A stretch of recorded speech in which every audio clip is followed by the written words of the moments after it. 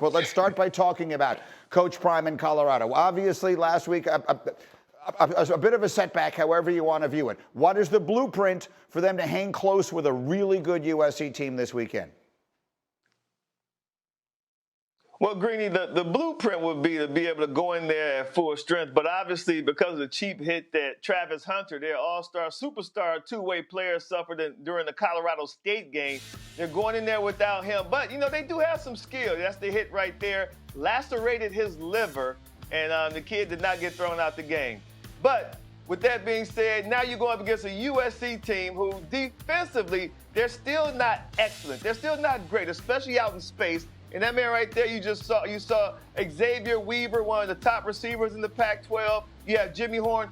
Shedeur Sanders, the quarterback of Colorado, still has some weapons at his disposal. And if these guys can get the ball out in space, make some plays, they can put some pressure on that USC defense. It could potentially look like the TCU game, where it's like a track meet, both offenses going up and down the field.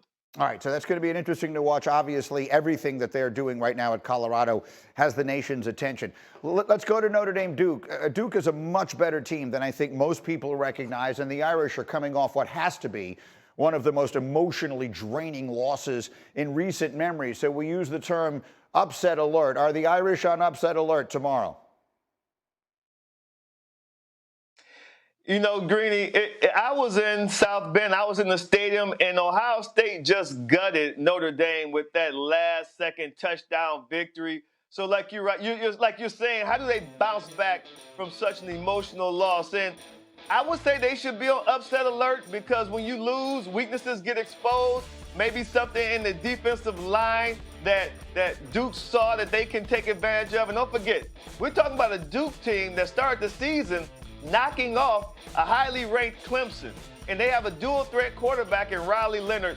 Dual-threat quarterbacks, they put a lot of pressure on defenses. And this is one who led his team in rushing a year ago, second in rushing right now on his team, and he throws the ball extremely well, too. So I think that because of what happened last week in South Bend, and now going up against a Duke team that's very confident, extremely confident. Another thing that I noticed about Duke when they play Clemson, they have a lot of skill on the perimeter, too. Very athletic perimeter players, too. So I do think that Notre Dame should be on upset alert, because this Duke team, they're out to make a statement Saturday night against Notre Dame.